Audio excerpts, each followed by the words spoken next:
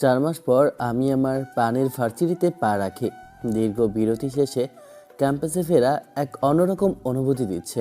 4 মাস বাবার কাজের জন্যই আসতে পারিনি। ক্লাসে বন্ধুদের চেহারা দেখার জন্য আমার মনটা অস্থির হয়ে আছে। মেন গেটে ঢুকে আমি ভার্সিটির ভিতরে হেঁটে যাচ্ছি মেইন রাস্তা বরাবর। আর তখনই বন্ধুরা আমাকে দেখেই যেন বিদ্যুৎ গতিতে ছুটে আসে। আমার নাম ধরে চেঁচামেচি করতে করতে এক মুহূর্তের মধ্যে তারা আমাকে ঘিরে ধরে। আমরা সবাই মিলে রাস্তার মাঝখানে গল্প করা শুরু করে দিলাম। ওদের দেখে আমার মুখে এক চিলতে হাসি ফুটে ওঠে।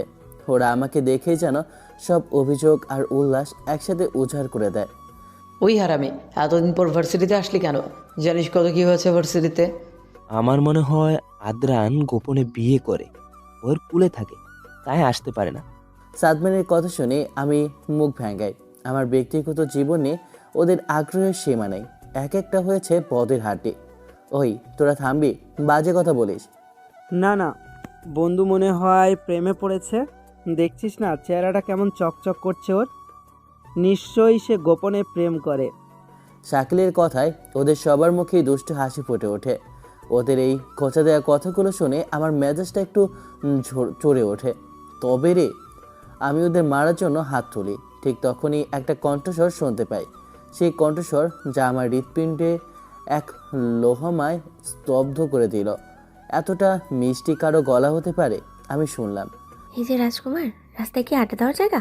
পতাকলে দাঁড়িয়ে কি এখানে লিখতে দেওয়া হচ্ছে? চত্বর সর সামনে থেকে। কথাটা একটা মেয়ে বলে। কণ্ঠস্বরটা ভারী গম্ভীর, তবে তাতে একটা মায়ার সুর মিশে আছে।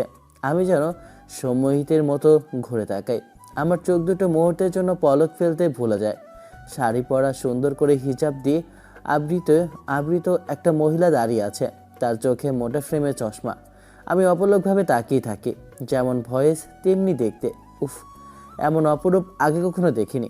তবে তার রাগী অভিব্যক্তি দেখে আমার মুখ দিয়ে অবলীলায় একটা কথাই বেরিয়ে যায়, সরি আন্টি, আসলে আমরা একটু গল্প করছিলাম।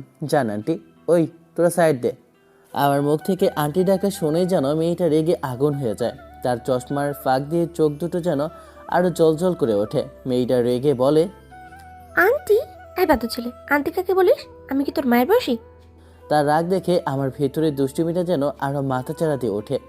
এমন সুন্দর একজন মানুষকে কেউ আন্টি ডাকলে রাগ করবেই তো, কিন্তু কেন যেন আমার দুষ্টুমি করতে মন চাইছে না। তা নয়, তবে বইয়ের বয়সীও তো না আপনি। যদিও আপনার যা চেহারা তাতে মনে হয় না আপনার বিয়ে হয়েছে। আমার এই কথা শুনে মহিলা মানে মেয়েটা যেন চরম মাত্রে অপমানিত হয়। আর সেই সাথে আমি খিকখিক করে হেসে উঠি। তার মুখটা রাগে লাল হয়ে যায়। বেশ মজা লাগছে আমার। কি বললি? ফাজিল ছেলে, একটা চড়ে না তোর সপ্তাহ নাড়িয়ে দেবো পেয়াদব। এত বড় সাহস, তুই আমাকে বাজে কথা বলিস? তার চোখ মুখের এমন রাগ দেখে আমার হাসি যেন থামছেই না। কিন্তু নিজেকে কোনো মতে সামনে নিয়ে বললাম, কি করলাম আন্টি? আর আপনাকে আন্টি কেনই বা বলবো না বলেন তো?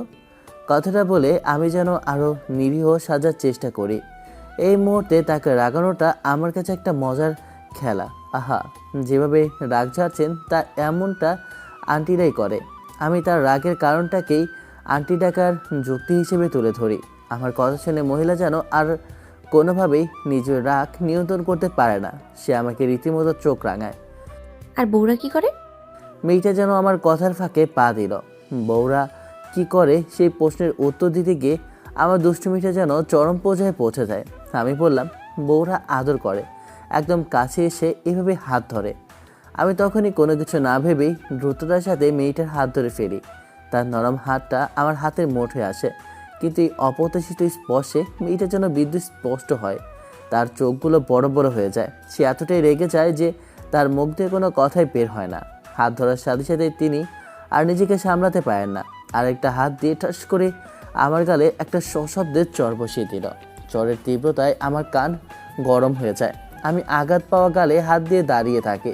পেছনে তাকিয়ে দেখি আমার 3 বন্ধু ফারাবি, সাদমান আর শাকিল কখন যে সুযোগ বুঝে এক ধরে পালিয়ে গেছে। আমি একটা শুকনো ঢুক গেলি। এই মেয়ে আমাকে সত্যি সত্যি চর মারল। রাগের চোটে আমি যেন মুহূর্তের জন্য সব কিছু ভুলে যাই। তখন এই মেয়েটা যেন আরও রাগে ফেটে পড়ে। এই বেয়াদব, তুই আমার হাত ধরলি কেন? তোর হাত ধরার সাহস কি দিল? কান ধর এখনই। তার রাগী কণ্ঠস্বর শুনে আমার ভয় লাগার কথা, কিন্তু তার রাগের মধ্যেও এক ধরনের আকর্ষণ অনুভব করি। হ্যাঁ, কান ধরতে হবে? হ্যাঁ ধর, চিনিস আমাকে? কান ধর বেটা বজ্জাত ছেলে।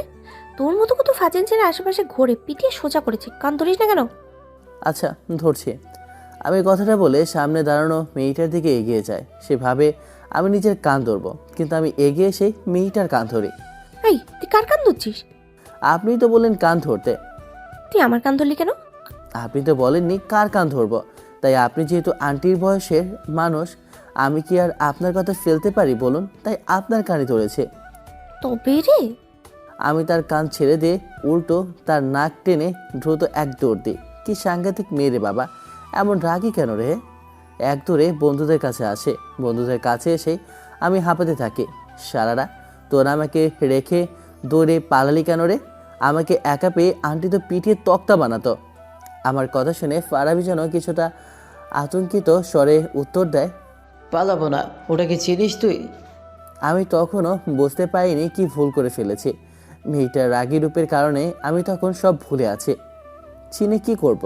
উনি কি শেখ হাসিনার নাতনি নাকি রে? হ্যাঁ, ওরে হারামি, ওটা আন্টি না, শেখ হাসিনার নাতনিও না, ওটা আমাদের নতুন লেকচারার ম্যাডাম। তুই ভার্সিটিতে আসিসনি, 3 মাস হয়েছে উনি জয়েন করেছেন। শাকিলের কথা শুনে আমার যেন মাথায় আকাশ ভেঙে পড়ে। আমার চোখ কপালে উঠে যায়। এ কি সর্বনাশ করলাম? কি মানে উনি আমাদের ম্যাডাম? আই হাই, শেষে কিনা ম্যাডামের হাত ধরলাম, ম্যাডামকে আন্টি ডাকলাম। সাদমান যেন মুচকি হেসে আমাকে সাবধান করে বলে। পরে বুঝবি চান্দু। বন্ধুদের এসব কথা যেন আমার কানেই ঢোকে না।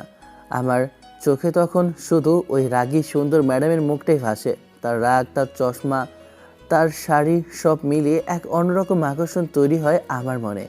আমি বললাম, আন্টি হোক আর যাই হোক, ম্যাডাম হোক বা না হোক, মেয়েটাকে আমার ভালো লাগছে রে মামা, ওটাকে আমার চাই। আমার এমন কথা শুনে ফারাবি যেন বিশ্বাস করতে পারে না। পাগল নাকি পেট খারাপ ভাই? শিশিকেনাথ সিনিয়র ম্যাডামের প্রেমে পড়লে? আমার কথা শুনে ওরা সবাই যেন হতাশায় মাথায় হাত দিয়ে বসে পড়ে। ওরা হয়তো জানে না প্রথম দেখে এমন ভালোবাসা সহজে ভোলার নয়। আমি ওদের কথা উপেক্ষা করে পেছনে তাকাই। ম্যাডাম আস্তে ধীরে হেঁটে অফিস রুমের দিকে যাচ্ছে। এই ম্যাডামের চেহারাটা একদম মারাত্মক, বলিউড নায়িকা অনন্যা পান্ডের মতো। উফ, দেখতেই আমার বুকের ভিতর কাঁপুনি সৃষ্টি হয়ে গেছে। মনে মনে প্রতিজ্ঞা করি, এই ম্যাডামকে আমার চাই। এই ম্যাডাম আমার হবে নি।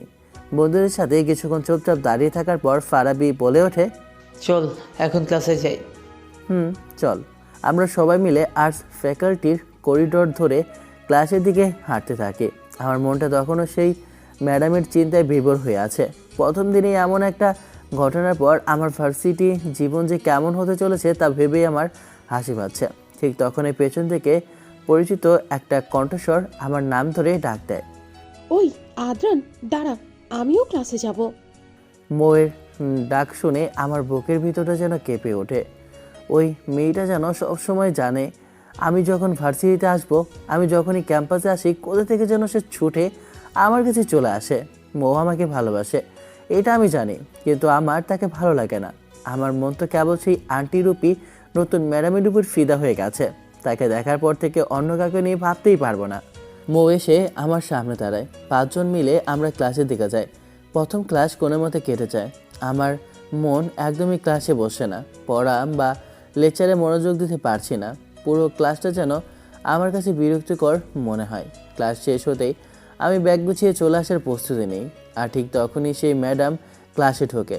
তিনি যে এই ক্লাসেও লেকচারার তা আমার ধারণাই ছিল না। ম্যাডাম ক্লাসে ঢুকেই আমাকে দেখা মাত্রই আমার দিকে সরাসরি তাকিয়ে থাকে। তার চোখে তখনও যেন খানিকটা বিরক্তিভাব লেগে আছে। আমি একটু নাদমে তাকে দেখে একটা হাসি দিলাম। আমার হাসি দেখে ম্যাডাম কোনো প্রতিক্রিয়া দেখালো না। তিনি চুপচাপ পড়ানো শুরু করে। তিনি ইংলিশ লেকচারার। নিজস্ব ভঙ্গিতে তিনি পড়িয়ে যাচ্ছে, আর আমি যেন এক হাবাগোবার মতো ওনার দিকে অবলোকভাবে তাকিয়ে থাকি। তার হাঁটার স্টাইল, কথা বলার ধরন, শাড়ির ভাষ সব কিছুতেই আমার মনোযোগ নিবন্ধ। ক্লাসের লেকচারের কি বলা হচ্ছে তার কিছুই আমার কানে যাচ্ছে না। আমি শুধু তার কণ্ঠস্বর শুনে তার উপস্থিতি অনুভব করছি। পড়ানোর এক ফাঁকে ম্যাডাম যেন হঠাৎ করে ক্লাসের সবার দিকে তাকায়।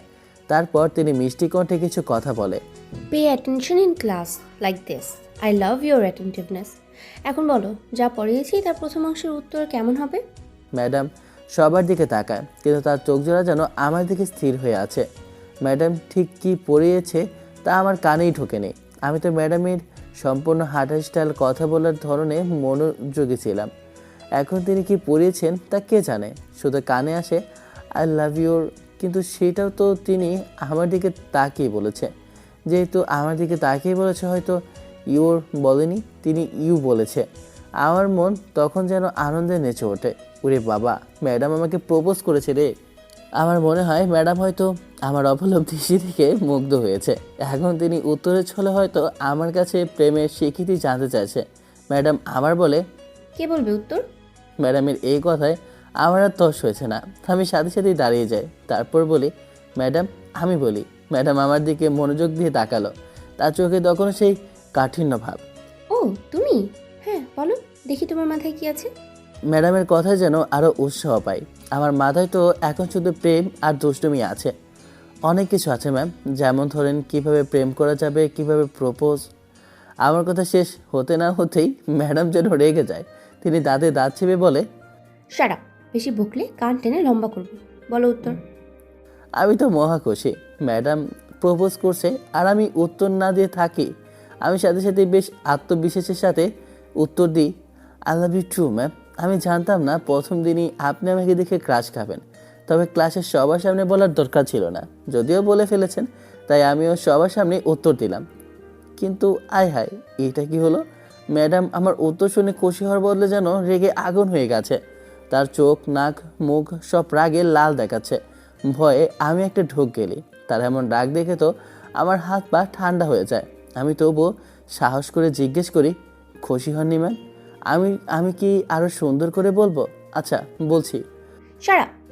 ম্যাডাম এবার যেন নিজের রাগ আর ধরে রাখতে পারে না। তিনি টেবিল চাপড়ে চিৎকার করে উঠে বলে, বেয়াদব ফাজিল, এই শয়তান ছেলে, তোকে কে প্রপোজ করবে রে? কে তোর উপরে ক্রাশ খাবে?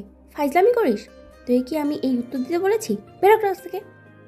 আমি যেন হতভম্ব হয়ে যাই। ক্লাসে তখন হাসির রোল পড়ে গেছে। আমার বন্ধুগুলো দাঁত কিলিয়ে হাসতেছে। আমি তাদের দিকে অসহায়ভাবে তাকাই। ম্যাডামের মেজাজ দেখে আমার আর এক মুহূর্ত সেখানে দাঁড়ানোর সাহস হয় না। আমি চুপচাপ ব্যাগ নিয়ে ক্লাস থেকে বেরিয়ে যাই। ক্লাস থেকে বেরিয়ে এসে আমার মনে শুধু একটা প্রশ্নই ঘুরপাক খায়, এটা কি হলো ভাই?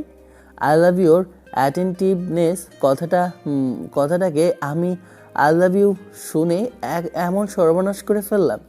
এখন ম্যাডামের কাছে আমার সম্মান বলে কি আর কিছু রইল না। আমার প্রেমের শুরুটা যে এমন হবে তা কখনো ভাবিনি। গতকাল ক্লাসে চরম অপমানিত হওয়ার পরও আজ আমি যেন এক নতুন উদ্যম নিয়ে ভার্সিটিতে আসলাম। সাধারণত আমি জীবনে কখনো দ্রুত ভার্সিটিতে আসিনি বা আসতে চাই না, কিন্তু আজ যেন এক অদৃশ্য আকর্ষণ আমাকে টেনে নিয়ে আসে। আর সেই আকর্ষণের নাম নীরা ছাড়া আর কি হবে। দ্রুত ভার্সিটিতে এসে মেইন গেটের কাছাকাছি রাস্তায় পায়চারি করছি। আমার চোখ যেন অনবরত গেটের দিকে চলে যাচ্ছে। আমি শুধু নীরা ম্যামের আসার মুহূর্তটির জন্য অপেক্ষা করছি। তাকে একবার দেখব, এইটাই আমার একমাত্র উদ্দেশ্য। কিছুক্ষণ পায়চারি করার পরেই আমার বন্ধুরা এসে হাজির হয়। ফারাবি আমাকে দেখে যেন অবাক হয়ে যায়। সে বলে, বাপরে, আজকে কি অমাবস্যার চাঁদ উঠে এলো নাকি রে? না রে, আজকে সত্যি এত দ্রুত এসেছে। শাকেল যেন আমার সকাল সকাল আসার কারণটা আন্দাজ করার চেষ্টা করে। সারা বেশ ভাব নিয়ে বলে, যে ছেলে ভার্সিটিতে আসতেই চায় না আজ এত সকালে, তা কেন আসলেন স্যার? ওদের এই নাটক দেখে আমি যেন ভেতরে ভেতরে আরও আনন্দিত হচ্ছি। আমিও ভাব নিয়ে বললাম, সত্যি বলবো? হ্যাঁ হ্যাঁ হ্যাঁ বল। আমি প্রেমে পড়েছি রে। আমার কথা শুনে ফারাবি যেন কিছুটা মজা করার ছলে জিজ্ঞেস করে, কার প্রেমে মামা? ময়ূর প্রেম বুঝি? মৌয়ের নাম শুনে আমি সঙ্গে সঙ্গে মাথা নেড়ে না করে দিই। আমার মন তো এখন শুধু একজনকে চায়। আরে মৌয়ের প্রেমে না, আমাদের নীরা ম্যাডামের প্রেমে পড়েছি আমি। আমার কথা শুনে ফারিয়া যেন আকাশ থেকে পড়ে। তার চোখ কপালে উঠে যায়। সে বলে, কি তুই কি পাগল হয়ে গেছিস?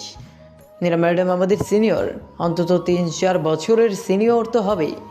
ক্লাসে ভাবছিলাম তুই মজা করেছিলি, কিন্তু শালা তুই তো দেখি সিরিয়াস। আমি ফারাবির কথার কোনো উত্তর দিলাম না। আমার মনে তখন শুধু নীরা ম্যাডামের জন্য তীব্র অনুভূতি কাজ করছে। আমি এত কিছু জানি না, আমার নীরাকেই লাগবে রে।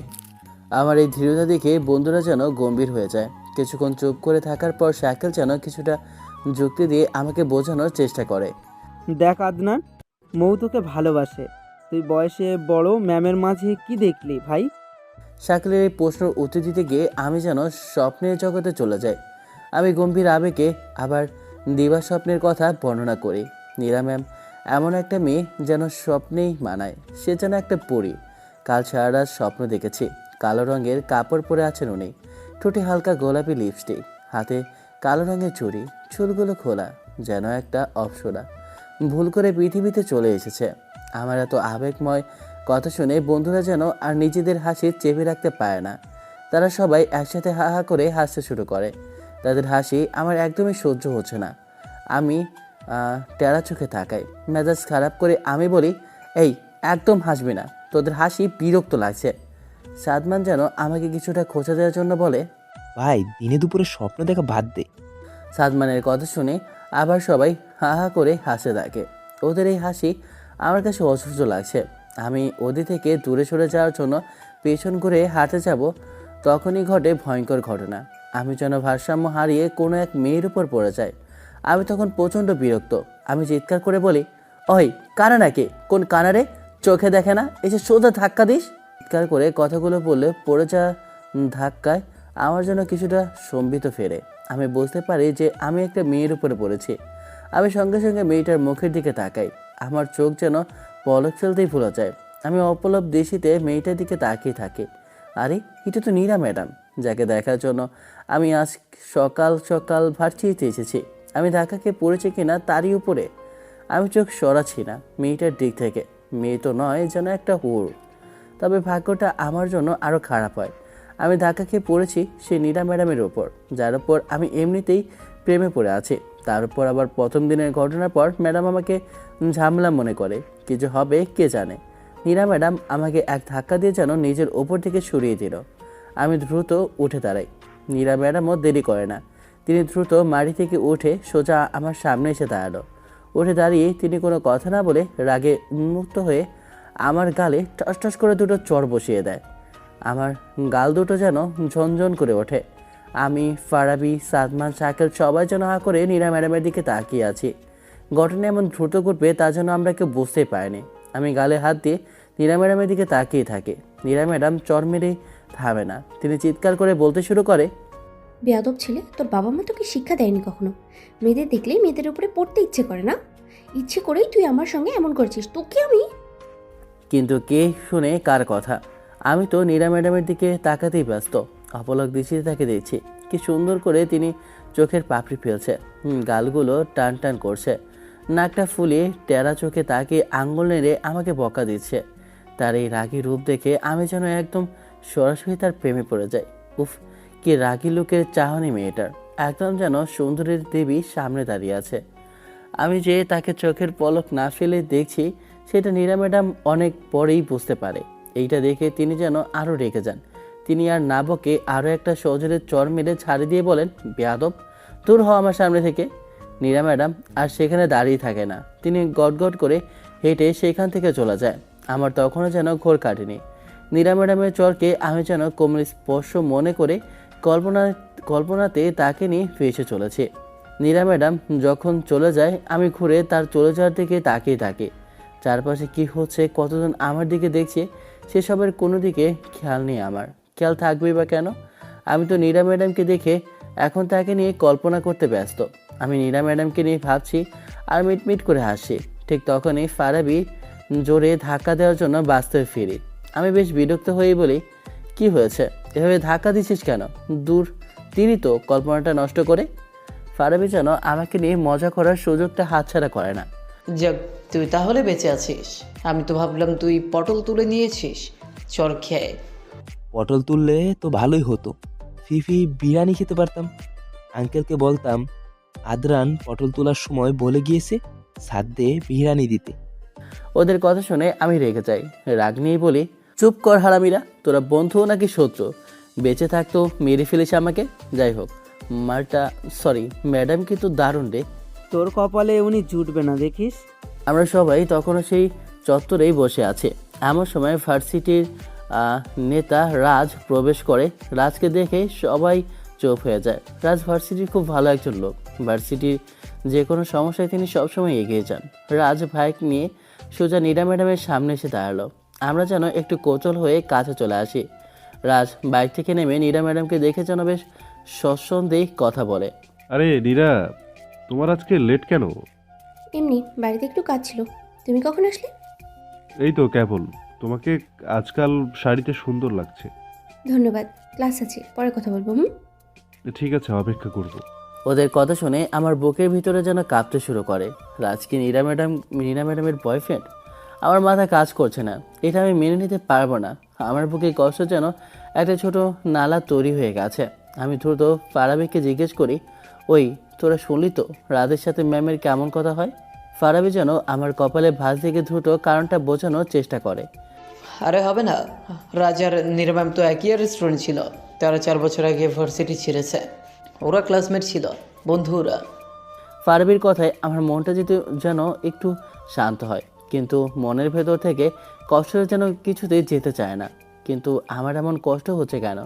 আমি ম্যামকে না পেলে 1 কাপ চায়ে মধু মিশিয়ে খেয়ে মরে যাব দেখিস। আমার কথা শুনে সাইকেল যেন আমাকে ধমকে ওঠে। ধুর শালা, চল ক্লাসে। ওরা আমাকে ক্লাসের দিকে টেনে নিয়ে যেতে থাকে। আমার মন তখনও ভারাক্রান্ত। এদিকে নীরা ম্যাডামের প্রতি তীব্র আকর্ষণ, আরেকদিকে রাজের সঙ্গে তার ঘনিষ্ঠতা। উফ, আমার কি হবে রে?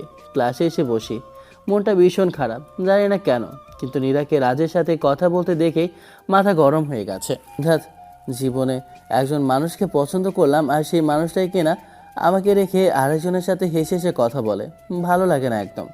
আজ ক্লাসই করব না, বই বন্ধ করে বন্ধুদের বলি বাইরে যাব। ঠিক তখনই দেখলাম দরজার দিক থেকে নীরা ম্যাম ক্লাসে প্রবেশ করে। সবাই উঠে দাঁড়ায়। আমি তখনও চেয়ার টেনে উঠি না পুরোটা, শুধু চোখ তুলে তাকাই নীরার দিকে। বন্ধুরা অলরেডি বের হয়েছে জায়গা থেকে। উনি তা দেখেই বলে, তোমরা কোথায় যাচ্ছ? ম্যাম আসলে একটু বাইরে যাব।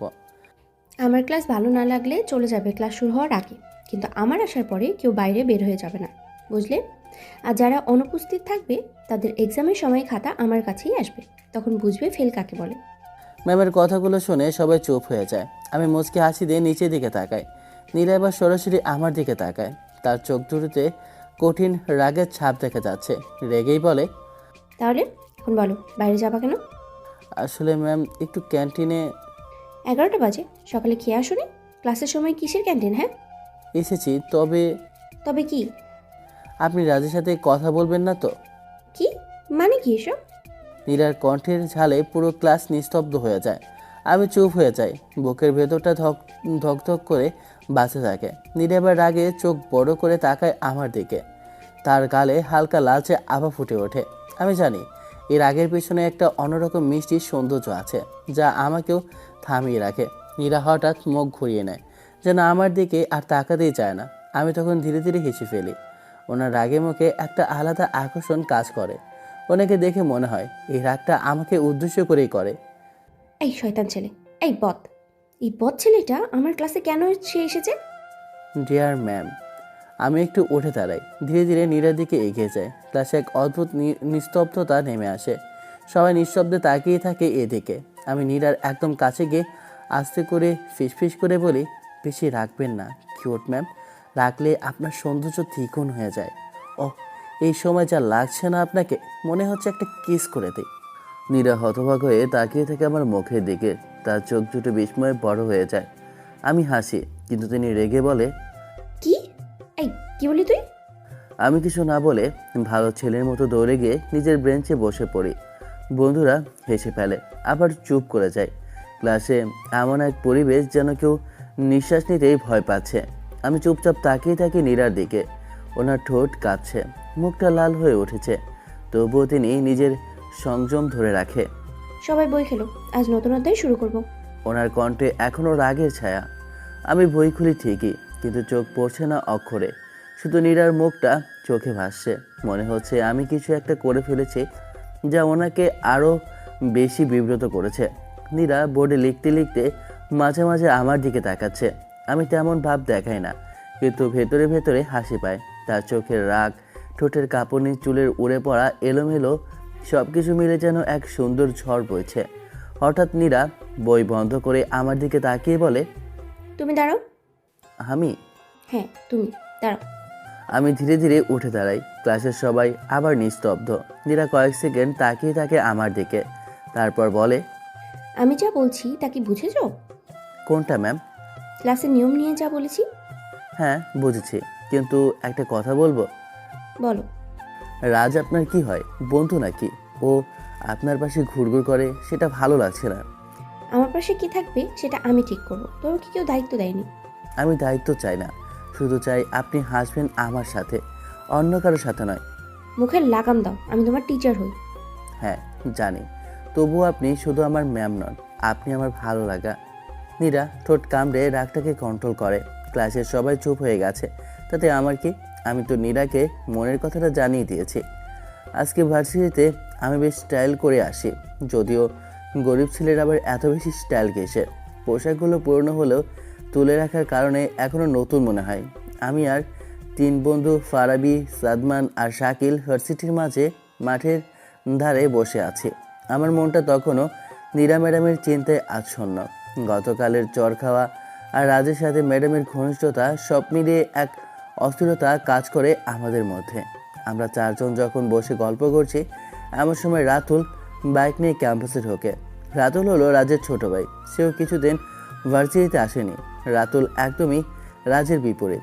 রাজ সবসময় ভালো কাজ করে, সবার পাশে দাঁড়ায়, আর রাতুল সবসময় বাজে কাজ করে বেড়ায়। সে এক কথায় ভার্সিটির এক মূর্তিমান আতঙ্ক। রাতুল তার গ্যাং নিয়ে সোজা রাস্তার পাশে একটা জায়গায় গিয়ে বসে। তার সঙ্গী সাথীরা তার মতোই উচ্ছৃঙ্খল।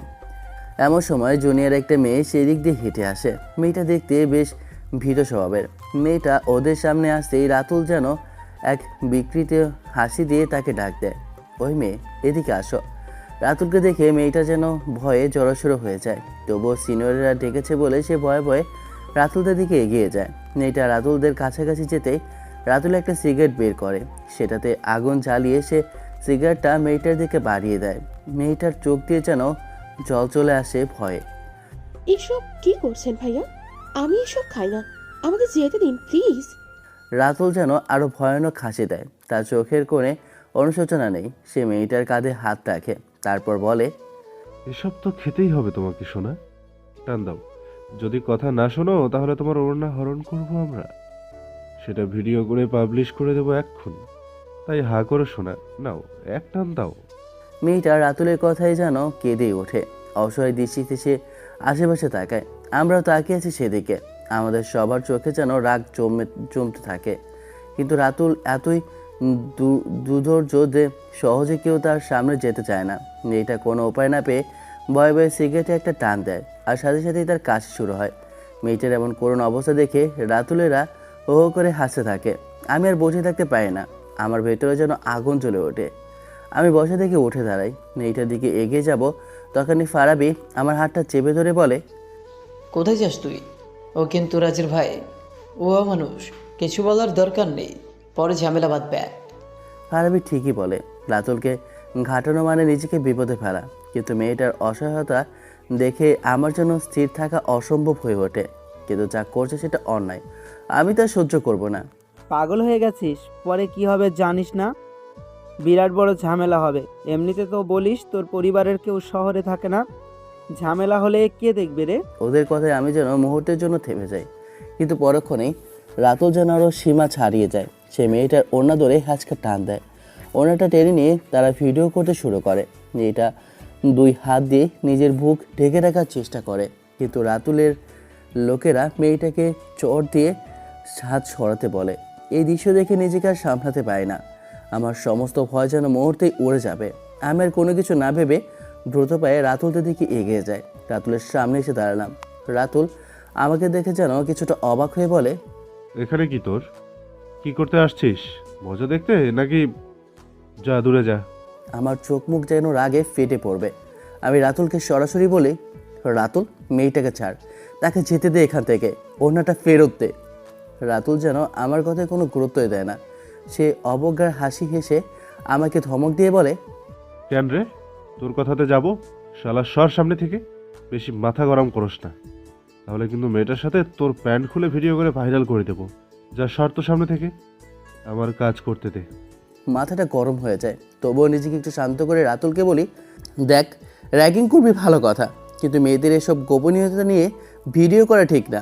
অন্যটা ফেরত দে, সবাই দেখছে। আমার কথা শুনে রাতুল যেন আরও বেশি হাসে। সে আমার কাছে আরও একটু সরে আসে, আমার দিকে চোখ রেখে আমাকে বলে, দেব না ওর না, কি করবি? আর সবাই দেখছে, তুইও দেখ। হিরো সাজতে আসছিস কেন? দিতে বলেছি না তোকে? তুই কি ওড়না ফেরত দিবি? দেব না। রাতুলের কথায় আমার মেজাজটা যেন খারাপ হয়ে যায়। এই মুহূর্তে আর কোনো কিছু না ভেবে আমার হাতটা শক্ত হয়ে ওঠে। আমি রাতুলের তলপেটে সজোরে একটা ঘুষি মারি। এক ঘুষি খেতেই রাতুল কাত হয়ে যায়, তার মুখ দিয়ে বমি বেরিয়ে আসে। সে মাটিতে লুটিয়ে পড়ে। রাতুলকে মাঠে দেখে তার লোকেরা আমার দিকে এগিয়ে আসে। আমার মাথা তখন যেন পুরো গরম। আমি একাই তাদের মারতে শুরু করি। আমার শরীরের সমস্ত শক্তি দিয়ে আমি আঘাত করি। কোনো কিছু দেখার আর সময় নেই। মেয়েটার ওড়না রাতুলের হাতে কাছেই পড়ে আছে। সবটাকে মেরে রাতুলের থেকে ওড়নাটা কেড়ে নেই। তারপর মেয়েটার দিকে ওড়নাটা বাড়িয়ে দিয়ে ওদের ফোনগুলো তুলে নিলাম। ভিডিও ডিলিট করে দিয়ে আবার ওদের লাথি মারি। রাতুলদের সবাইকে মেরে মাটিতে ফেলে রেখেছি। আমার হাত পা যেন তখনও কাঁপছে। আমার বন্ধুরা তাকিয়ে আছে আমার দিকে। ঠিক এমন সময় কে যেন আমার পাশে এসে দাঁড়ায়। আমি যেন এক স্বস্তির নিঃশ্বাস নেই। ঘুরে তাকাতেই দেখি নীরা ম্যাম দাঁড়িয়ে আছে। তার চোখ যেন তখনও আগুনের গোলা। আমি কিছু বলার আগেই তিনি আমার গালে ঠাস ঠাস করে দুটো সজোরে চর বসিয়ে দেন। আমার গাল দুটো যেন ঝনঝন করে ওঠে। এই নিয়ে দ্বিতীয়বার তিনি আমার গালে চর মারল। চর মেরে নীরা ম্যাম যেন আরও রেগে যান। তিনি চিৎকার করে বলতে শুরু করে, ভার্সিটিতে কি মাস্তানি করার জায়গা পেয়েছো? যা মন চায় তাই করবি? এত সাহস কে দেয় তোকে? হ্যাঁ, যাকে ইচ্ছে তাকে ধরে পিটাবি? তোকে আমি ভার্সিটি ছাড়া করবো, বুঝছিস? বেয়াদব ছেলে, সব কিছু নিজের ইচ্ছেতে করবে না? ম্যামের রাগ দেখে আমার মনটা খারাপ হয়ে যায়। ম্যাম কিছু জানলো না, হুট করে এসে এমন করে মারবে কে জানে। আমি বললাম, কিন্তু ম্যাম আমি তো ওদেরকে অকারণে। আমার কথা শেষ না হতেই নীরা ম্যাম যেন আরও রেগে যায়। তিনি আমাকে থামিয়ে দিয়ে বলে, সারা বেয়াদব, মারামারি করে নিজেকে মাস্তান বানাচ্ছিস। চেহারার পোশাকের ঠিক নেই, সে আসছে রংবাজি করতে। সামনে থেকে চলে যায় এক্ষুনি। মাস্তানি করবি ভার্সিটির বাইরে? ম্যামের কথা শুনে আমি আর কিছু বলতে পারি না। আমি শুধু তার দিকে তাকিয়ে থাকি। ম্যাম শুধু শুধু আমার সাথে এমন করলো। তিনি তো ঘটনা কি তা জানতেও চাইলেন না। মন খারাপ নিয়ে আমি গালে হাত দিয়ে সেখান থেকে চলে আসি। আমার বন্ধুরা যেন অবাক হয়ে আমাকে অনুসরণ করে। আমি দূরে এসে টেবিলের কাছে দাঁড়াই। ম্যাম ততক্ষণে রাতুলদের ধরে ওঠান। রাতুলকে তিনি ভালো করে চেনেন, কারণ রাতুল হলো রাজের ছোট ভাই, আর রাজ নীরা ম্যামের বন্ধু। তাই নীরা ম্যাম রাতুলকে চিনবেন, এটা স্বাভাবিক। এই বিষয়টা মনে হতেই আমার মনটা যেন আরও খারাপ হয়ে যায়। তার কাছে হয়তো আমি এখন একজন বেয়াদব এবং মারামারিতে অভ্যস্ত ছেলে। আমি হাতে মুখে পানি ছিটিয়ে নিই, নিজেকে বোঝাই এভাবে মন খারাপ করলে চলবে না। ম্যামকে তো পটাতে হবে। ফারাবি আমাকে কিছুটা চিন্তিত স্বরে জিজ্ঞেস করে, কেন যে গেলি সেখানে? এখানে ঝামেলা শেষ হবে না, রাতুল হামলা করবেই। আমি এই মুহূর্তে রাতুলের কথা নিয়ে ভাবতে চাই না। আমার সমস্ত মনোযোগ এখন নীরা ম্যামের দিকে। আমি বললাম, তো এত কিছু ভাবার সময় নেই, শালাকে আরও পেটাতাম। ম্যাম মাঝখান থেকে চলে আসেন। আমি বুঝি না এই ম্যাম সবসময় ভুল সময়ে আমার সামনে এন্ট্রি নেয় কেন। আগে আসলে ঘটনা তো বুঝতেন তিনি। তোর ব্যাড লাকটাই খারাপ রে। চুপ থাক, চল ক্লাসে যাবো। ম্যামকে পটাতে হবে। দেখি ম্যাম কত রাগী। এই আদ্রানের কাছে সে পড়বে না তা কি কখনো হয়? যতই লাফাক আমি তাকে আমার করে নেবই। আমার এই আত্মবিশ্বাস দেখে বন্ধুরা যেন কিছু বলতে পারে না। কথাগুলো বলে আমরা চারজন ক্লাসের দিকে এগিয়ে যাই। ক্লাসে ঢুকে আমি একদম পেছনের বেঞ্চে বসি। আমার গাল দুটো তখনও যেন জ্বরের উষ্ণতা বহন করে চলেছে। কিছুক্ষণ পর নীরা ম্যাম ক্লাসে ঢোকেন। ক্লাসে ঢুকেই তার চোখ সরাসরি আমার দিকে যায়। তিনি রাগের চোখে কিছু সময় আমার দিকে তাকিয়ে থাকেন। সেই দৃষ্টিতে যেন এখনও গতকালকের আর আজকের ঘটনার মিশ্র রাগ। আমি অবশ্য এবার আর হাসি না, তার দিকে অবলোকভাবে তাকিয়ে থাকি। আমার দিকে কিছুটা সময় তাকিয়ে থাকার পর তিনি চোখ সরিয়ে নেন। তারপর কোনো কথা না বলে ক্লাস শুরু করেন। আমি জানি এই পথটা সহজ হবে না। নীরা ম্যামের রাগ ভাঙানো আর তার মন জয় করা আমার জীবনের সবচেয়ে বড় চ্যালেঞ্জ হতে চলেছে। তবে তার রাগের মধ্যেও আমি যে আকর্ষণটা অনুভব করি তা আমাকে এই চ্যালেঞ্জ নিতে সাহায্য করে। আমি মন স্থির করি এই রাগে ম্যাডামকে আমি পটিয়ে ছাড়ব। নীরা ম্যাম তার মতো করে ক্লাস শুরু করে। তিনি কিসের ওপর লেকচার শুরু করেছে তা আমার কানে ঢোকে না। আমি তো ম্যামকে দেখতেই ব্যস্ত। উনি ইংরেজি কোনো গুরুত্বপূর্ণ চ্যাপ্টার পড়াচ্ছেন। আমার দৃষ্টি যেন ম্যাডামের দিকে স্থির হয়ে আছে। নীরা ম্যাম আরও কিছু বলতে যাচ্ছে, কিন্তু তার চোখটা হঠাৎ আমার দিকে আটকে যায়। আমি তাকে অপলকভাবে দেখি। নীরা ম্যাম আগেও কয়েকবার হয়তো নোটিশ করেছে যে তিনি পড়াচ্ছে আর আমি তার দিকে হাঁ করে তাকিয়ে দেখছি। এতে নীরা ম্যাম যে বিরক্ত হচ্ছে সেটা তার মুখ থেকে স্পষ্ট বোঝা যায়। তিনি আর সহ্য করতে না পেরে সোজা আমার সামনে এসে দাঁড়ায়। তার চোখে মুখে প্রচণ্ড রাগ জমে আছে। আই, উঠে দাঁড়াও। এটা হচ্ছে কি? ম্যামের এমন প্রশ্নে আমি যেন কিছুটা অবাক হওয়ার ভান করি। কোনটা ম্যাডাম? ক্লাসের সবাই ইতিপূর্বেই আমাদের দিকে তাকিয়ে আছে। আমি সব দিক ভালো করে দেখিনি। আমার কাছে এই মুহূর্তটা যেন একরকম আনন্দের। নীরা ম্যাম রাগে নাক ফুলিয়ে কথা বলে। কোনটা মানে? তুমি আমার দিকে এভাবে তাকিয়ে আছো কেন? আপনার দিকে? কখন? আপনার দিকে কখন? কিভাবে? আমার এই ভান করা দেখে নীরা ম্যাম যেন আরও রেগে যান। তিনি এবার সরাসরি আমাকে বলে, আমি দেখেছি আমার দিকে তুমি সব সময় এমন করে তাকিয়ে আছো। পড়া বলো, আমি কি বিষয়ে পড়াচ্ছিলাম বলো। আমি তো সত্যি করেই জানি না তিনি কি পড়াচ্ছেন। আমার সমস্ত মনোযোগ তো ছিল শুধু তাকে দেখার দিকে। তাই বললাম, হ্যাঁ না মানে আসলে ম্যাম কি যেন পড়াচ্ছিলেন। আমার এই উত্তর শুনে নীরা ম্যাম যেন আর নিজের রাগ নিয়ন্ত্রণ করতে পারে না। শাট আপ, বেয়াদব ছেলে। পড়াশোনার নামে পাত্তা নেই, খালি বেয়াদবি করে বেড়াও। আমার মনের ভেতরে যেন দুষ্টুমিটা আরও বেড়ে যায়। ম্যামের রাগ দেখে আমার কাছে মজা লাগে। আমি একটু বাড়িয়ে কথা বলি। আমার কি দোষ ম্যাম? আমি তো একটা অপসরাকে দেখছিলাম। কি সুন্দর সামনে দিয়ে হেঁটে বেড়াচ্ছে। গাল দুটো কত সুন্দর, দেখলে যেন মনে চাচ্ছে ছোট্ট করে চুমু দিয়ে বুকে জড়িয়ে নিই। এতটা সুন্দরী না হলেও পারতেন। আমার কোনো দোষ নেই, সব দোষ আপনার। আমার এই কথা শুনে নীরা ম্যাম রাগে পুরো বোম হয়ে যায়। তার চোখ, নাক, মুখ যেন আরও লাল হয়ে গেছে। তবে ক্লাসে থাকা বাকি সব স্টুডেন্টরা যেন একসাথে উচ্চস্বরে হেসে ওঠে। ওদের উচ্চস্বরে হাসির শব্দে নীরা ম্যামের রাগ যেন আরও বেড়ে যায়। নীরা ম্যাম এবার অনেক জোরে চিৎকার দিয়ে বলে, স্টপ! ফাজলামি হচ্ছে হ্যাঁ ক্লাসে? এটা ক্লাসরুম নাকি সার্কাস? হ্যাঁ, হাসি বন্ধ করে দেবো একদম। সব কটার গলার টিপে ধরে দেবো, বেয়াদবের দল। নীরা ম্যামের এমন চিৎকার শুনে পুরো ক্লাস যেন স্তব্ধ হয়ে যায়।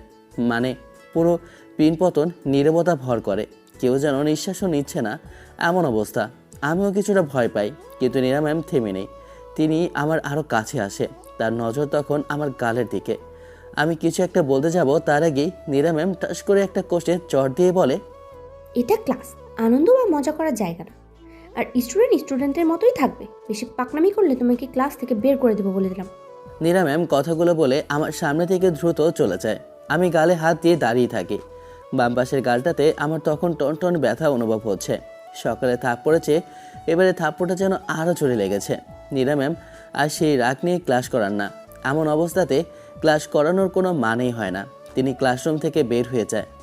আমি চারপাশে তাকাই। ক্লাসের সবাই আমার দিকে তাকিয়ে আছে। আমার তখন আর সেখানে থাকতে ইচ্ছে করে না। আমি কারোর সাথে কোনো কথা না বলে ব্যাগ নিয়ে ক্লাস থেকে বের হয়ে সোজা বাইরে চলে আসি। মনে মনে ভাবি, আজ তৃতীয়বার চড় খেলাম, তবুও কেন যেন তার প্রতি আমার আকর্ষণ আরও বেড়ে যাচ্ছে। আমি জেদ ধরেছি এই রাকি ম্যাডামকে আমি পটিয়েই ছাড়ব। দুদিন পর ভার্সিটিতে আমরা সবাই মিলে বসে আছি। আমার মনে এখন কেবল একটাই ভয়, সেটা হলো মুখে নিয়ে। মেয়েটা যে ভার্সিটিতে আসে না সেটা আমার জন্য অনেক ভালো। না হলে মৌ সব কিছু নষ্ট করে দিত। সে নীরা ম্যামকে হাবিজাবি বলে আমার প্রেমের 12টা বাজিয়ে দিত। আমি অস্থির হয়ে পায়চারি করি। নীরা ম্যামের দেখা পাওয়ার জন্য আমার মনটা ছটফট করছে। ফারাবি আমার অস্থিরতা দেখে জিজ্ঞেস করে, ওই এত পায়চারি করছিস কেন? উফ, ম্যাম আসে না রে। ম্যামের জন্য তো রাস্তায় অপেক্ষা করি, না হলে ক্লাসে গিয়ে বসতাম। আসে না কেন? কি ম্যাডামের জন্য? ওই তোরা থাকবি নাকি যাবি? আমি তো ভাই এর মধ্যে নেই। ম্যাম যে রাগী, অপমান যা করবে, আমার সাথে চরফি। আমি থাকবো না। আমরাও যাচ্ছি, তুই থাক। আরে শোন সবাই, কেউ যদি যাস তোদের খবর আছে। ঠিক তখনই ফারাবি আনন্দের সঙ্গে চিৎকার করে উঠে বলে, দোস্ত, ম্যাম আসছে। ওই যে দেখ, গেট থেকে ভিতর ঢুকলো। আমি দ্রুত সেদিকে তাকাই। নীরা ম্যামকে আজ বেশ সুন্দর লাগছে। তার মনটা আজ অনেক ভালো মনে হচ্ছে। বেশ ফুরফুরে লাগছে তাকে। তিনি কোনো দিকে না তাকিয়ে সোজা হেঁটে আসে। আমি দ্রুত ওনার সামনে এসে দাঁড়াই। আমাকে দেখে নীরা ম্যামের মেজাজ যেন বেশ খারাপ হয়ে গেল। তারপরও তিনি নিজেকে শান্ত রাখার চেষ্টা করে। আমি দুষ্টুমি ছলে জিজ্ঞেস করি, ম্যাম আপনি কি তেলাপোকা ভয় পান? না, কেন? ইস, সব লস হয়ে গেল। মানে? না মানে ভাবছিলাম আপনি যে রাগে, আমাদের বিয়ের পর আপনাকে তেলাপোকা দেখে ভয় দেখাবো, আর আপনি ভয়ে দৌড়ে এসে আমাকে জড়িয়ে ধরবেন। ইস, কি রোমান্টিক দৃশ্য। কাউকে বলবো ভিডিও করে দিতে, তারপর ইনস্টাগ্রামে আপলোড দেব, কাপল ব্লগ করব আমরা। কত স্বপ্ন। আমার কথা শুনে নীরা ম্যাম যেন ধৈর্যের বাঁধ ভেঙে ফেলে। তিনি রাগে ফেটে পড়ে বলে, শাট আপ বেয়াদব ছেলে। শোনো, তুমি আমাকে চেনো না, আমি ভদ্রভাবে বলছি, আমাকে এসব বলবে না। তোমার মতো এমন ফালতু ছেলে বহুত ঘুরেছে আমার পিছনে, তারা কিন্তু সেকেন্ড টাইমে সামনে আসার সাহস পায়নি। তাই সাবধান করছি তোমাকে। স্টুডেন্ট হও তুমি আমার, আমি টিচার, তোমার মায়ের মতো হই। এসব করবা না আর। কি মা? ও, আমাদের বাচ্চার মায়ের মতো? বাট মতো না, সরাসরি তো মা হবে। আচ্ছা শোনো, আচ্ছা নো প্রবলেম। আমার কথা শুনে নীরা ম্যাম যেন আর কোনো কথা খুঁজে পায় না। তিনি রাগে ফুঁসতে ফুঁসতে বলে, তোকে আমি আমি আবার দ্রুত সরে আসি, মুচকি হাসতে থাকি। নীরা ম্যাম রেগে হাঁটা শুরু করে। আমি পেছন থেকে তাকে ডাক দিয়ে বলি, ম্যাম আপনি রাগলে পুরো আগ্নেয়গিরির মতো সুন্দর লাগে। আমি ঝলসে যাচ্ছি, প্লিজ আমাকে একটু শীতল ভালোবাসা দিন। নীলা ম্যাম পেছনে তাকালো না, হনহন করে হেঁটে চলে গেল। আমার বন্ধুরা সবাই আমার পেছনে এসে দাঁড়ায়। ফারাবি কিছুটা হতবাক হয়ে জিজ্ঞেস করে, অভ্র, কি শুরু করলি তুই? শেষমেশ ম্যামকে ভালোবেসে ফেললি? দোস্ত, প্রেম জিনিসটা অদ্ভুত রে। তোর নানির উপরেও যে কোনো বাচ্চা ছেলে প্রেমে পড়তে পারে, কোনো সংজ্ঞা নেই, কোনো কারণও নেই। চুপ কর কুত্তা। শেষমেশ আমার নানি সর হারামি বজ্জাত। দোস্ত, মজা না? নীরা ম্যাম কিন্তু যেমন তেমন টিচার নয়। বাবার টাকা আছে, সেই জন্য যা ইচ্ছে করতে পারে। চুপ থাক। প্রেমে যেহেতু পড়েছি, আমি তার পিছনে লেগে থাকবো, দেখবো কত কি করতে পারেন তিনি। চল ক্লাসে যাই। ম্যামের ক্লাস আজকে প্রথমে, আমার ওনার ক্লাস মিস দেওয়া যাবে না রে। আচ্ছা আচ্ছা চল। সবাই একসাথে ক্লাসের দিকে আসি। সবাই যে যার মতো বসে আছে। আমি একবার দরজার কাছে যাই, আরেকবার সিটে এসে বসি। কিছু সময় পর নীরা ম্যাম ক্লাসে আসে। ক্লাসে এসেই তিনি পড়ার বিষয়ে কথা বলতে থাকে, আর আমি গালে হাত দিয়ে একদৃষ্টিতে তাকে দেখে যাচ্ছি। নীরা ম্যাম যেন মেজাজ হারান। তিনি রাগে চিল্লিয়ে বলে, এই ছেলে, বেরিয়ে যাও ক্লাস থেকে। তোমাকে আমার ক্লাস আর করা লাগবে না, আউট। সবাই চুপ হয়ে গেছে। অনেকে যেন ভয়ে চমকে ওঠে, কিন্তু আমি হাসি হাসি মুখে নীরা ম্যামের দিকে তাকিয়ে থাকি। নীরা ম্যাম আবার ঝাড়ি দিয়ে বলে, এই তোর সমস্যা কি? হ্যাঁ, আমার দিকে তাকিয়ে থাকলে তোর চোখ তুলে নেবো একদম। ম্যাম আমার কোনো সমস্যা নেই। সমস্যা হলো ফারেনহাইট 451 বইতে একটা লাইন ছিল এমন, ইট ওয়াজ এ প্লেজার টু বার্ন। যদিও ভিন্ন কন্টেস্ট, তারপরেও এই লাইনটা পড়ার সাথে সাথে ভালোবাসার কথা মাথায় আসতে বাধ্য হয় আমার। এই পৃথিবীতে ভালোবাসার মতো যে বড় আনন্দ কিছুই নাই, আবার ভালোবাসা থেকে কষ্টের সম্ভবত কিছুই নাই। নীলা ম্যাম যেন কিছুটা অবাক হয়ে চুপ করে থাকেন। আমি বলতে থাকি, ভালোবাসার সবচেয়ে বড় ব্লাইন্ড স্পট হলো আপনি কাকে ভালোবাসবেন বা বাসবেন না সেটা আপনার হাতে, কিন্তু আপনাকে কে ভালোবাসবে বা বাসবে না ওইটা আপনার হাতে থাকবে না, সেক্ষেত্রে ওইটা আমার হাতে। বুঝলেন? ভালোবাসাই এই পৃথিবীর এমন এক ব্যবসা যেখানে আপনার সকল ইমোশনাল ইনভেস্টমেন্ট বিফলে যাবে। সব কিছু জেনেও আপনি ওখানেই ইমোশন ঢালতে থাকবেন তো ঢালতে থাকবেনই। ভালোবাসাই পৃথিবীর একমাত্র খেলা, যে খেলাতে নিশ্চিত হার যেন মাঠ থেকে উঠতে ইচ্ছা করে না, বরং নির্লজ্জের মতো আরও একটু খেলে যেতে ইচ্ছে করে। আফ্রিকান একটা প্রুভ বলেছে, ভালোবাসা এমন এক অত্যাচারী শাসক যে শাসকের হাত থেকে কেউ রক্ষা পায় না। ভালোবাসা নিয়ে এসে সত্যি কথা আমি আর একটাও শুনিনি। বিশ্বাস করেন?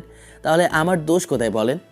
আমার মুখে এত কথা শুনে নীরা ম্যাম যেন চুপচাপ দাঁড়িয়ে থাকে। তিনি হয়তো ভেবেছিল আমি হয়তো ফালতু পড়াশোনা না পারা ছেলে, কিন্তু আমি যে দুষ্টু মার্কা হলেও সব পারি সেটা তিনি বুঝতে পারেন। আমার ভালোবাসার এমন যুক্তিনিষ্ঠ কথা শুনে নীরা ম্যামের ক্লাস করানো আর ইচ্ছা থাকে না। তিনি আর কোনো কথা না বলে ক্লাস থেকে বের হয়ে চলে যান। কেটে যায় এক সপ্তাহ। ক্লাসে সেই ঘটনার পর আমার জেদ যেন আরও বেড়ে যায়। নীরা ম্যামকে যেভাবে হোক আমার পটাতেই হবে। আমি বন্ধুদের মাধ্যমে কৌশলে নীরা ম্যামের বাড়ির ঠিকানা বের করি। ঠিকানা পেয়ে আমি আর দেরি করি না, তার বাড়িতে ফুল পাঠানোর ব্যবস্থা করি। দারোয়ানের কাছে একটা ফুলের তোড়া দিয়ে আসি। তোড়ার সাথে একটা চিরকুটে আমার ভালোবাসার কথাও লেখা থাকে। আমি রাস্তার পাঁচিলের উপরে দাঁড়িয়ে অপেক্ষা করি। মিনিট কয়েক পর দেখতে পাই নীরা ম্যাম বারান্দায় দাঁড়িয়ে আছে। তিনি ফুলগুলো হাতে নিয়ে দেখছে। আমার বুকটা ধুকধুক করতে থাকে।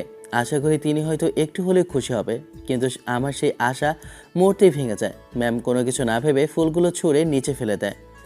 এটা দেখে আমার মনটা খুব খারাপ হয়ে যায়। যাকে পটানোর জন্য এত কষ্ট করছি, এত অপমান সহ্য করছি, তার মনই পাচ্ছি না। ভালোবাসা প্রকাশ করাটা যেন তার কাছে চরম বিরক্তির কারণ। তবে আমি হাল ছাড়ার পাত্র নই। পরের দিন আমি ভার্সিটিতে আসি। নীরা ম্যাম ক্লাসে যাওয়ার জন্য হেঁটে যাচ্ছে। আমি পিছু পিছু হাঁটতে থাকি। ম্যাম আমার দিকে একবার তাকাতেই আমি দ্রুত সামনে এগিয়ে যাই। ম্যামকে সরাসরি আমার মনের কথা বলি। ম্যাম, ভালোবাসি ম্যাম, আপনি একটু বোঝার চেষ্টা করেন। আর কত এভাবে অপেক্ষা করব বলেন না ম্যাম। নীরা ম্যাম আমার দিকে কড়া দৃষ্টিতে তাকান।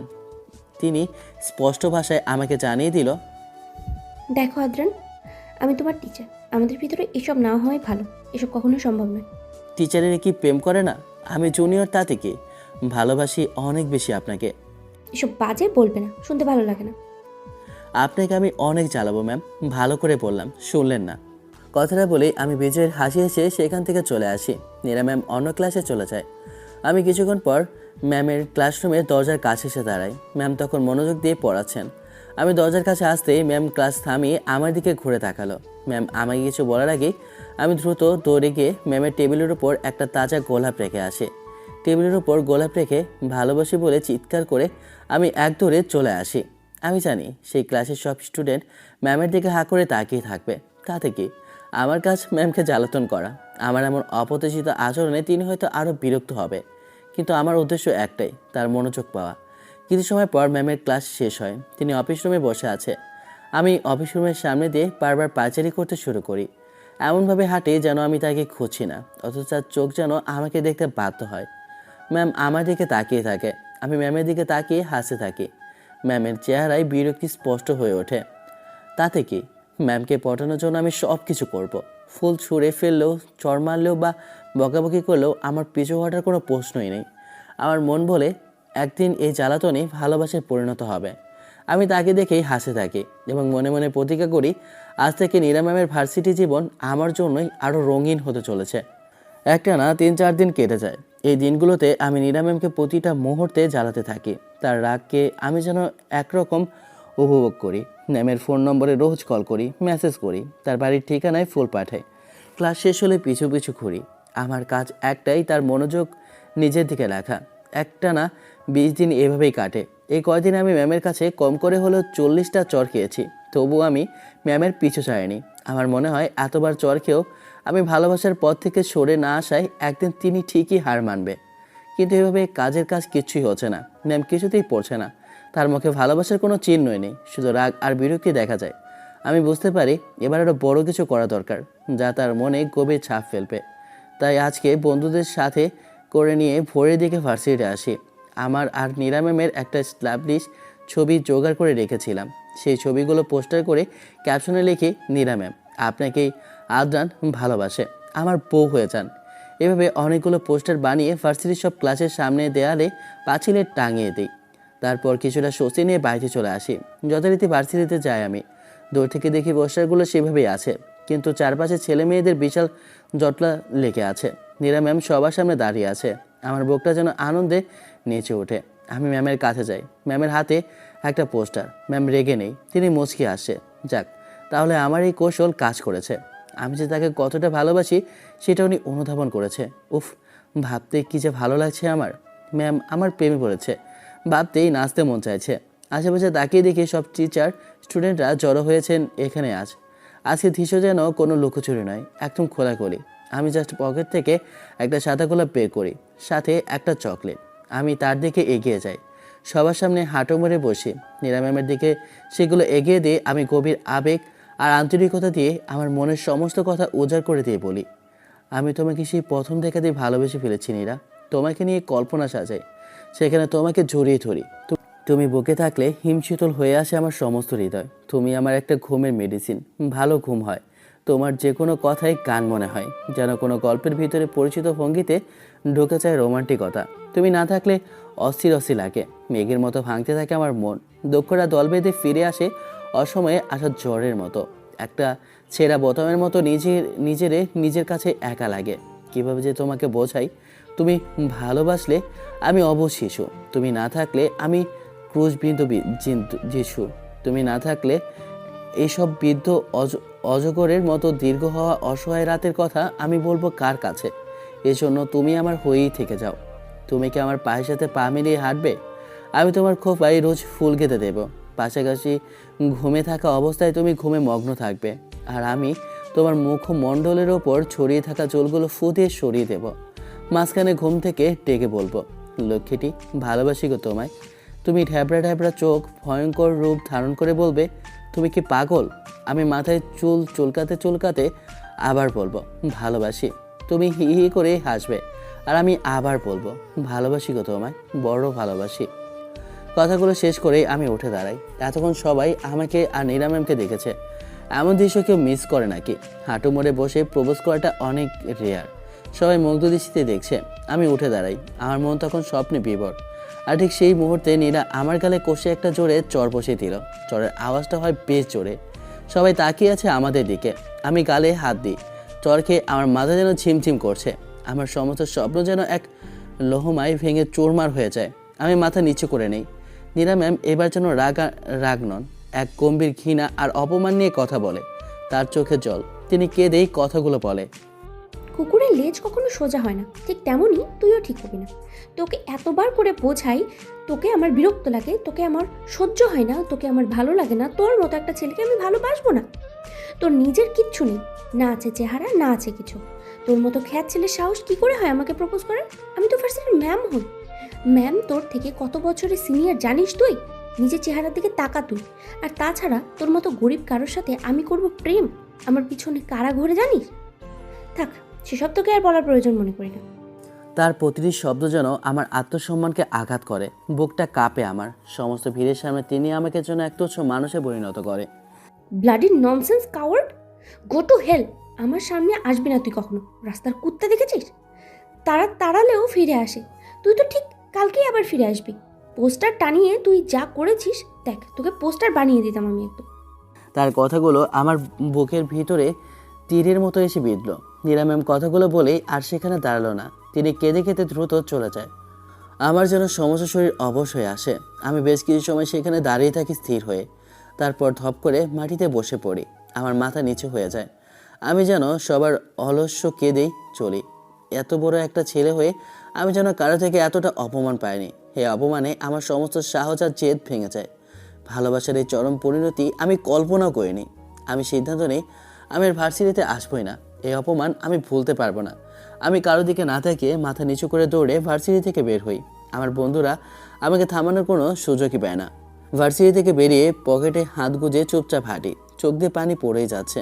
নীরা ম্যামের অপমানটা আমার আত্মসম্মানে ভীষণভাবে আঘাত করে। নিজেকে কিছুতেই সামলাতে পারছি না।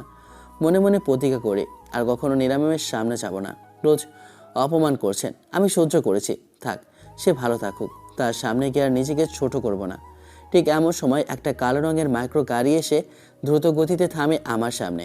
গাড়ি থেকে নামে 6 জন ছেলে। রাতুলও আছে ওদের মধ্যে। ওদের দেখেই আমার বুকটা ধড়াস করে ওঠে। কিছু বোঝে ওঠার আগেই 4 জন এসে আমার হাত পা চেপে ধরে। রাতুল প্রতিশোধ নিতে মরিয়া। সে হকি স্টিক নিয়ে আমার মাথায় জোরে একটা আঘাত করে। তারপর 6 জন একসাথে আমাকে স্টিক দিয়ে, পা দিয়ে, লাথি দিয়ে, কুচিতে যেভাবে পারে মারছে। আমার আর কিছু মনে নেই, তবে মাথা ফেটে যে রক্ত বের হয়েছে এতটুকু শুধু মনে করতে পারি। এরপর যখন জ্ঞান ফেরে তখন দেখি আমি হাসপাতালে বিছানায় শুয়ে আছি। আশেপাশে যেন এক অজানা নীরবতা ভর করেছে। পাশে দাঁড়িয়ে আছে আমার বাবা। তাকে দেখেই আমি যেন চমকে যাই। আমার বাবা আমেরিকায় থাকে, কিন্তু এই মুহূর্তে তিনি আমার পাশে। তিনি চোখ থেকে চশমাটা খুলে এক শীতল কণ্ঠে বলে, এসবের কি কোনো দরকার ছিল বলো? তোমার জন্য আমি দেশের বাইরে থেকে এসেছি। তোমাকে বলেছি বিজনেস সামলাতে, কোটি কোটি টাকা তোমার পড়ে আছে, আর তুমি কিনা সাধারণভাবে জীবনযাপন করো। ছেলেগুলো কারা ছিল? বাবা বাদ দাও, আমি দেখছি। চুপ, তোমার আর দেখা লাগবে না। জানো তোমার কন্ডিশন কেমন ছিল? কত সময় পর জ্ঞান ফিরেছে জানো? আমেরিকা থেকে ডাক্তার আনতে হয়েছে আমার। আমি এই ঝামেলায় আর বাড়াবাড়ি চাই না। রাতুলদের শাস্তি দেওয়া হোক সেটাও চাই না, কারণ এর ফল আরও খারাপ হতে পারে। থাক, ঝামেলার দরকার নেই আর। বেশ, আমি খুঁজে বের করছি। কথাটা বলেই বাবা যেন এক মুহূর্ত দেরি না করে বাইরে চলে যায়। আমি জানি যারা আমাকে মেরেছে তাদের অবস্থায় কি হবে। বাবা চাইলে রাজকেও ছাত্রনেতা পদ থেকে সরিয়ে গুম করে দিতে পারেন। আমি তা চাই না, কিন্তু বাবার একমাত্র ছেলে হয়, বাবার শেষ অবধি যাবেই। আমার বাবা একজন বিশাল বিজনেসম্যান। দেশের বাইরে তার 3টে বড় বিজনেস আছে। রাজনৈতিক নেতারা অবধি বাবাকে এড়িয়ে চলে, কারণ বাবার টাকার পাওয়ার অনেক। যে দলই ক্ষমতায় আসুক, বাবা যেন সবাইকে পকেটে পুরে রাখে। আমি কখনো তার এই ক্ষমতার ব্যবহার করিনি। সব কিছু ছেড়ে নিজের মতো থেকেছি। ম্যাচ ভাড়া করে থেকে সাধারণ জীবনযাপন করেছি। এমন সময় আমার বন্ধুরা ফারাবি, শাকিল আর সাদমান ভিতরে ঢোকে। ওদের দেখে যেন আমার কিছুটা শান্তি লাগে। মামা কেমন আছিস এখন? কিরে তোরা? রাতুলেরা তোকে মারছিল, আমরা দৌড়ে আসি, তারপর হাসপাতালে আনি।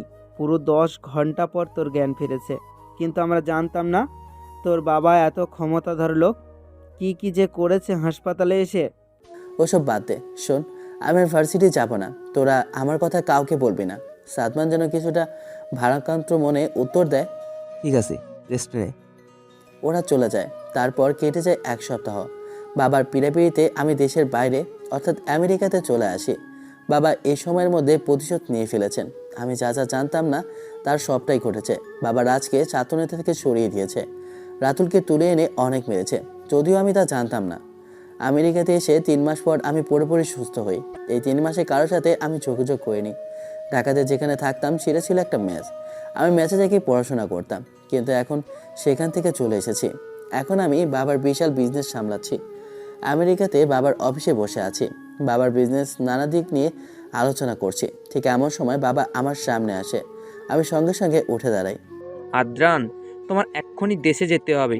তোমার নানিমার শরীর অনেক খারাপ, তোমাকে দেখতে চান। বাবার কথা শুনে নানিমার চেহারাটা যেন আমার চোখের সামনে ভাসে। বুকটা কেমন কেঁপে ওঠে আমার। মা মারা যাওয়ার পর দেশে নানিমাই সব আমার। আমি আর দেরি করি না, দ্রুত রওনা দিই। পরের দিন দেশে এসে পৌঁছাই। সবার আগে নানিমার কাছে যাই। তিনি অনেক অসুস্থ। নানিমার সাথে বেশ কিছুটা সময় কাটাই আমি। তার সেবা করি। তিনি আমাকে কাছে পেয়ে যেন কিছুটা শান্তি পায়। এর পরের দিন আমার ইচ্ছা হয় ভার্সিটিতে যাব, তবে আগের মতো সাধারণ বেছে নয়। নিজেকে এই 4-5 মাসে অনেক পাল্টিয়েছি। নীরা ম্যামকে দেখতে খুব ইচ্ছা হয়। দূর থেকে শুধু একবার তাকে দেখে চলে আসবো, এইটাই আমার উদ্দেশ্য। পরের দিন ভার্সিটিতে আসি। আমার দামি গাড়ি নিয়ে ভার্সিটির ভিতরে প্রবেশ করি। আমার পরনে দামি পোশাক। গাড়ি থেকে নামতেই সবাই আমার দিকে হাঁ করে তাকিয়ে আছে। তাদের চোখে যেন বিস্ময়। আমি আমাদের বসার জায়গার দিকে এগিয়ে যাচ্ছি। এমন সময় আমার বন্ধুরা দৌড়ে আসে আমার কাছে। ওই শালা হারামির বাচ্চা, শয়তান ছেলে, তোর ফোন বন্ধ কেন? তোকে কত খুঁজেছি জানিস? এমন কোনো পরিচিত জায়গা নেই যে তোকে খুঁজে নিই। কোথায় ছিলি তুই 5 মাস? ফারাবের কথা শুনে আমার হাসি পায়। ওদের অস্থিরতা যেন আমার ভালো লাগে। একটু দম নে ভাই, 5 মাস বাইরে ছিলাম, আসতে ইচ্ছা করেনি। তুই কি পাগল? জানিস কত কি হয়েছে? আমি যেন নীরা ম্যামের প্রসঙ্গটি নিয়ে কিছুটা মজা করার চেষ্টা করি, কারণ সেই অপমান আমি সহজে ভুলিনি। কি হবে, ম্যামের বিয়ে হয়ে গেছে হয়তো। তোর মাথা শালা, ম্যামের কথা আর বলিস না ভাই। ম্যাম জ্বালিয়ে মেরেছে আমাদের। এই 5টা মাস ম্যাম আমাদের শান্তিতে থাকতে দেয়নি। পড়াশোনা না করলে তো এমন এমন করবে। আরে না রে ভাই, পড়াশোনা ঠিকই করেছি, জ্বালিয়েছে তোর জন্য। মানে? ওরা আমার হাত ধরে বসার জায়গাতে নিয়ে যায়। আমি চুপচাপ বসি। ফারাবি যেন এক নিঃশ্বাসে সবটা বলে। ম্যাম তোকে অনেক খুঁজেছে, তোর নাম্বারে রোজ ফোন করতো, মেসেজ করতো, তোর কথা বারবার জিজ্ঞেস করে। মাঝে ম্যামের বিয়ের প্রস্তাব আসে, ম্যাম বাসায় জানিয়ে দেয় তিনি তোকে ভালোবাসে। এরপর ভার্সিটিতেও বিষয়টা জানাজানি হয়। ফারাবির কথা শুনে যেন আমার মাথায় আকাশ ভেঙে পড়ে। আমি যেন এক চরম বিস্ময়ে বসা থেকে উঠে দাঁড়াই। তারপর কয়েক সেকেন্ডে ওদের দিকে তাকিয়ে থেকে জোরে শব্দ করে হো হো করে হেসে উঠি। হাসতে হাসতে যেন আমার দম বন্ধ হয়ে আসে। শিয়া, তোরা কি পাগল? শিয়া, ম্যাম আমাকে ভালোবাসবে? শিয়া, আমার জন্য নাকি বিয়ে ভাঙবে, আমাকে নাকি তিনি খোঁজে। ভাই প্লিজ মজা নিস না, আমি এসবের ভিতরে নেই। এমনি তোদের সাথে দেখা করতে এসেছিলাম, আবার এখনই চলেও। কথাটা শেষ করতে পারিনি। আস্তে আস্তে কথা বলার সময় কারোর সাথে যেন ধাক্কা খেলাম, তবে এবার পড়িনি। আমি দ্রুত ঘুরে সরি বলতে যাব, দেখি নীরা ম্যাম দাঁড়িয়ে আছে। আমাকে দেখে তার চোখে যেন এক গভীর অভিব্যক্তি। আমি সঙ্গে সঙ্গে 3 হাত পিছিয়ে আসি। পকেট থেকে মাস্ক বের করে মুখে দিয়ে চলে আসতে যাব, ঠিক তখনই নীরা ম্যাম আমার সামনে পথ আগলে দাঁড়ান। তিনি আমার দিকে তাকিয়ে যেন এক চাপা কণ্ঠে প্রশ্ন করে, কোথায় ছিলে 5 মাস? আমি অপ্রস্তুত হয়ে যাই। আমি নিজেকে আড়াল করার চেষ্টা করি। সরি ম্যাম, আমি আসলে সামনে আসতে চাইনি। এভাবে আর হবে না, প্লিজ মাফ করে দিন। আমি ভার্সিটিতে কখনো আসবো না। আমি বলেছি কোথায় ছিলে 5 মাস? সরি তো ম্যাম, দেখুন লোকজন জড়ো হচ্ছে, আমি সিনকেট করব না, আমি যাচ্ছি। নীরা ম্যাম এবার যেন রাগে ফুঁসে ওঠে। তিনি ঝাড়ি দিয়ে বলে, আমি জানতে চাইছি না কোথায় ছিলে তুমি 5 মাস। ম্যামের এমন ঝাড়ি শুনে আমি যেন ঢোক গেলি। তার চোখে তখন আমার প্রতি তীব্র অধিকার বোধ। আমি আমতা আমতা করে উত্তর দিই, আপনি তো বলেছিলেন সামনে না আসতে। রাস্তার কুকুরও কখনো কখনো তার গলি তার শহর বদলায় ম্যাম, না হলে রাস্তার মানুষের লাথি খেয়ে মরে। আমার কথা শুনে নীরা ম্যাম যেন আরও রেগে যান। তিনি তার রাগ প্রকাশের ভঙ্গিটা এবার অন্যরকম। অনেক কথা শিখেছো তুমি, থাপড়ে তোমার দাঁত ফেলে দেবো। হঠাৎ করে দেখি নীরা ম্যাম কেঁদে ফেলে। ম্যাম আগের চেয়ে অনেক শুকনো হয়ে গেছে, চোখের নিচে কালো ছাপ পড়েছে, চেহারায় আগের মতো উজ্জ্বলতা নেই, শুকিয়ে গেছে যেন। আমি বুঝতে পারছি না ওনার হলোটা গিয়ে। তিনি একরাশ অভিমান নিয়ে কথা বলে, এই 5 মাসে আমি তোমাকে কোথায় না কোথায় খুঁজেছি জানো। হাসপাতাল থেকে শুরু করে যতগুলো মেস আছে সবখানে খুঁজেছি, কেউ কিছু বলতে পারে না। একটা মানুষ এভাবে গায়েব হয় কি করে? তোমাকে রাতুলে মেরেছে শুনে খারাপ লেগেছে আমার। ও করোনা হয়েছিল মনে হয়, যেটাই হোক ধন্যবাদ। আমার কথা শুনে নীরা ম্যাম রেগে যায়। তিনি কাছে এসে ঠাস করে একটা চড় মারে আমাকে। গালে হাত দিয়ে দাঁড়িয়ে থাকে আমি। তারপর চিৎকার করে তিনি বলে, করুণা তাই না? তোর জন্য আমি ঠিকমতো ঘুমাতে পারি না, তোর জন্য আমি খেতে পারি না, আমার স্বপ্নে আসিস তুই। রোজ তোর জন্য গেটের দিকে তাকিয়ে থাকতাম। প্রথম প্রথম ভালোই ছিলাম, কিন্তু তোমাকে আমি মিস করা শুরু করি হুট করে। ক্লাস নিতে নিতে তোমার আগমন, অফিসের সামনে ঘুরঘুর করা, গেট দিয়ে ঢুকতেই তোমাকে দেখা, বাড়ির সামনে এসে ফুল দেওয়া, পিছু পিছু ঘোরা, কারণে অকারণে ভালোবাসি শোনা, সব কিছু মিস করতে থাকি। কখন যে ভালোবেসে ফেলি জানি না। আমি তোমাকে এখন ভালোবাসি আদ্রান। কথাগুলো শুনে আমি যেন হা হয়ে যাই। এর আগে ম্যাম বলে কি সে নাকি আমাকে ভালোবাসে, সব যেন আমার মাথার ওপর দিয়ে যাচ্ছে। তার এই ভালোবাসার স্বীকারোক্তি আমার কাছে অবিশ্বাস্য মনে হয়। আমার অভিমান তখনও ভালোবাসার চেয়ে অনেক বেশি শক্তিশালী। কিন্তু আমি ভালোবাসি না আপনাকে। আমার কথা শুনে সবাই অবাক, আমার বন্ধুরা অবাক হয়ে যায়। আশেপাশে সেদিনের মতো অনেকে জড়ো হয়ে গেছে। দেখো আদ্রান, আমি সেদিনের জন্য খুবই দুঃখিত, আমাকে মাফ করে দাও। মাপ তো কবেই করেছি, কিন্তু ভালোবাসি না। সত্যি বাসো না? না। ও আচ্ছা। আমি আর কথা বাড়ালাম না, পাশ কাটিয়ে চলে আসি। আমার মন তখনও যেন অভিমানের আগুনে চলছে। আমি তার ভালোবাসা অনুভব করি, কিন্তু এত সহজে নিজেকে প্রকাশ করতে চাই না। হেঁটে কিছু দূর আসি দেখি দৌড়ে ম্যাম আমার সামনে এসে দাঁড়িয়েছে। আমার দিকে তাকিয়ে এক চরম আকুতি নিয়ে জিজ্ঞেস করে, কেন বাসো না আর? আমার ইচ্ছা, আপনাকে কেন বলবো? তুমি মিথ্যে বলছো তাই না? বললাম তো ভালোবাসি না। এখন আপনার ইচ্ছা, আপনি কি করবেন? যদি ভালো না বাসো আমি এই বেঞ্চে বসলাম, তুমি না আসা অবধি আমি এখান থেকে যাব না। সত্যি সত্যি নীরা ম্যাম ব্রেঞ্চে গিয়ে বসে পড়ে। আমি সেদিকে না তাকিয়ে সেখান থেকে চলে আসি। আমি জানি আমিও তাকে ভালোবাসি, তবে মনের ভেতরে জমে থাকা অভিমান অনেকটা রাগের সৃষ্টি করেছে। তাই এত সহজে সব ঠিক করলে হবে না। সকাল পেরিয়ে দুপুর হয়, দুপুর পেরিয়ে বিকেল, বিকেল পেরিয়ে সন্ধ্যা, তারপর রাত। কাজের ব্যস্ততায় আমি যেন ভুলে যাই সকালে কি ঘটেছে। কিন্তু যখন ঘুমাতে যাব তখনই মনের মধ্যে সকালের ঘটনা যেন করে না রে। মনে মনে বললাম, ভালোবাসা না সব ঢং। তিনি কখন বাড়ি গেছেন, কিন্তু মনটা হঠাৎ খুব খারাপ হয়ে যায়। নীরা ম্যামের শুকনো মুখটা আমার চোখে ভাসে। কি মনে করে দ্রুত গাড়ি নিয়ে ভার্সিটিতে আসি। দারোয়ান যেন আমার অপেক্ষাতে ছিল। আমাকে দেখা মাত্রই দ্রুত দরজা খুলে দেয়। আমি হেঁটে এসে দেখি নীরা ম্যাম তখনও বেঞ্চে বসে আছে। এটা দেখে আমার হাত পা কাঁপা শুরু হয়ে গেছে। সত্যি কি তাহলে উনি আমাকে ভালোবাসেন? এতক্ষণ ধরে বসে আছে। আমার সমস্ত অভিমান যেন এক লোহমায় গলে যায়। আমি দ্রুত দৌড়ে ওনার কাছে যাই, পাশে বসি। উনি কেঁদে কেঁদে চোখ মুখ সব ফুরিয়ে ফেলেছে। আমি বললাম, সত্যি কি এটা আপনি, নাকি আপনার যমজ বোন? ঢং করো, যাও তো এখান থেকে। এত ভালোবাসেন? না, বাসি না। আমি হাসলাম। এক হাত দিয়ে তাকে জড়িয়ে নিয়ে কাঁধে মাথা রাখলাম। ম্যাম আমার কাঁধে মাথা রেখে ভ্যা করে কাঁদছে আর বলছে, তুমি অনেক খারাপ, একটু মায় হয়নি তোমাকে আমাকে রেখে যেতে। জানো সারাদিন কতটা কষ্ট পেয়েছি। আমিও তো কষ্ট পেয়েছিলাম। তবুও তুমি খারাপ মানুষ। আমি হাসি, তার হাত ধরে থাকি। সে আমার হাত জড়িয়ে ধরে একা একাই বকবক করে চলেছে। আমার সমস্ত অভিমান যেন ভালোবাসার প্রশান্তিতে ভরে যায়। এখন আমি বুঝতে পারি এতগুলো চড় আর অপমান শুধু তার ভালোবাসারই বহিঃপ্রকাশ ছিল। আমার জীবন যেন পূর্ণ হয়। অবশেষে সিনিয়র ম্যাম জুনিয়র ছেলের প্রেমে পড়েই গেল। যাক, গল্পটা তাহলে এখানেই শেষ করি। তো ভালো থাকবেন, সুস্থ থাকবেন। আল্লাহ হাফেজ, tata, bye bye, have fun, খোদা হাফেজ।